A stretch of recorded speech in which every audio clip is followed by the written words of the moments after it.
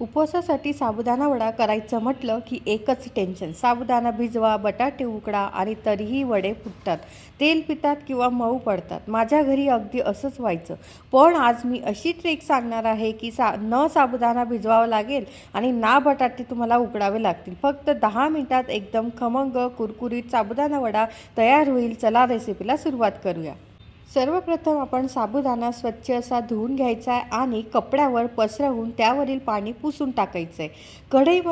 कढई आपल्याला गरम करायची आणि त्यामध्ये साबुदाणा 1 वाटी साबुदाणा मी घालून घेतला आहे आणि मध्यम आचेवरती आपल्याला 1 ते 2 मिनटासाठी कोरडा असा भाजून घ्यायचा आहे. त्यामुळे त्यातील ओलावा निघून जाईल आणि पूर्ण थंड झाल्यावर मिक्सरमध्ये जाडसर आपल्याला वाटून घ्यायचं आहे. हे बघा, मस्तपैकी अशी याची जाडसर अशी ही पूड तयार झालेली आहे.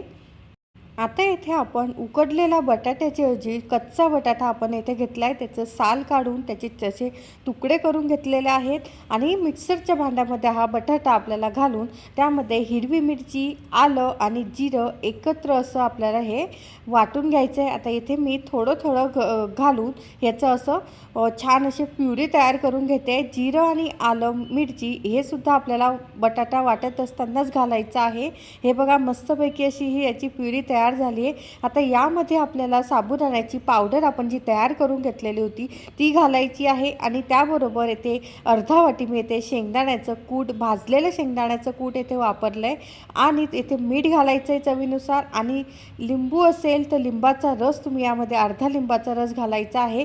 कोथिंबीर जर तुम्हाला आवडत असेल तर तुम्ही यामध्ये कोथिंबीर घाला आणि पाणी एकदम आपल्याला जास्त घालू नका.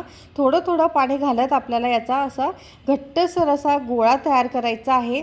पाणी मात्र आपल्याला थोडंच घालायचं आहे.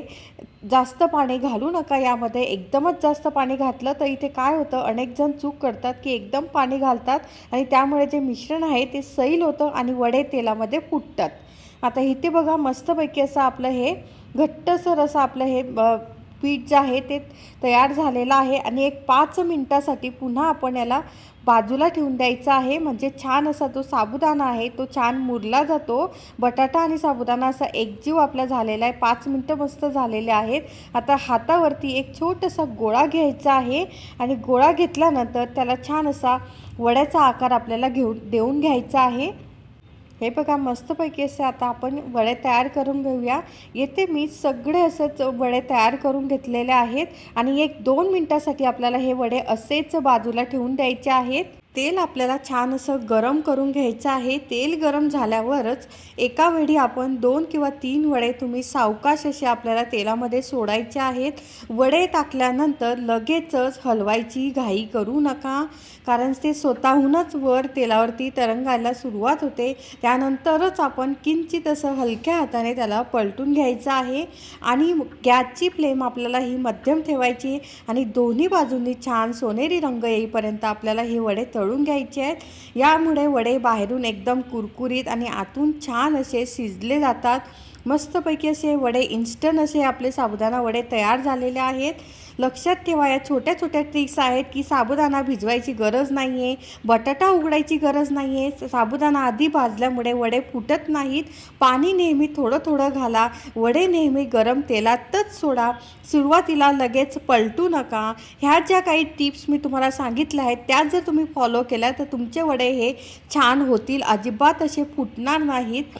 ही पद्धत वापरल्यामुळे माझे वडे कधीच फुटले नाहीत. थंड झाल्यावरही ते बराच वेळ असे कुरकुरीत राहतात.